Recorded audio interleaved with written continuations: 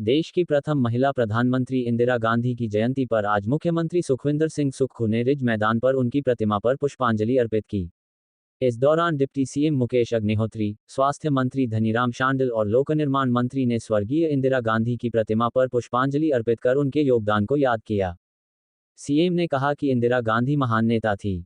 उन्होंने देश जब विकास की गति पकड़ रहा था तो कई कानून लाकर सुधार किए, लैंड रिफॉर्म, बैंकों का राष्ट्रीयकरण किया। उनके लाए रिफॉर्म का फायदा आज हो रहा था। उन्होंने अपने जीवन का बलिदान देश की एकता और अखंडता के लिए दिया। उन्होंने कहा था कि उनके खून का एक एक कतरा देश के काम आएगा। वहीं वाइल्ड फ्लावर हॉल को सरकार के अधीन लेने सवाल पर सीएम ने कहा कि प्रदेश की संपदा को नुकसान न हो, इसका ये सरकार का दायित्व है। सरकार 22 सालों से इस लड़ाई को लड़ रही है। कोर्ट ने हमारे हक में फैसला सुनाया है, उसके बाद कल सरकार ने उसे अधिग्रहण किया, लेकिन कोर्ट ने इस पर स्टे लगाया है। अब मामले की अगली सुनवाई 21 नवंबर को है। सीएम ने कहा कि राज्य के पास हाइड्रो और पर्यटन है, सरकार दोनों में अपने हक की लड़ाई लड़ रही है। लीज के बाद प्रदेश को एक पैसा नहीं मिला है। हम अपनी संपदा को लूटने नहीं देंगे। सरकार कानूनी और राजनीतिक लड़ाई लड़ेगी। ये प्रदेश के लोगों का अधिकार है, उसे लेकर रहेंगे। पंजाब दस्तक के लिए सुरेंद्र राणा की रिपोर्ट।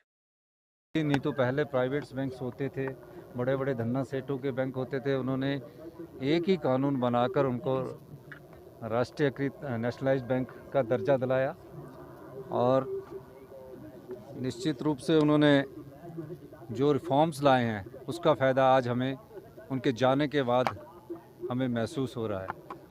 वो एक ऐसी नेता थी, जब 1971 का युद्ध लड़ा जा रहा था तो उन्होंने इस देश की खातिर, जब हमारा देश अभी विकसित देश नहीं था, विकास की गति पकड़ रहा था, बांग्लादेश के रूप में एक अलग राष्ट्र का निर्माण किया।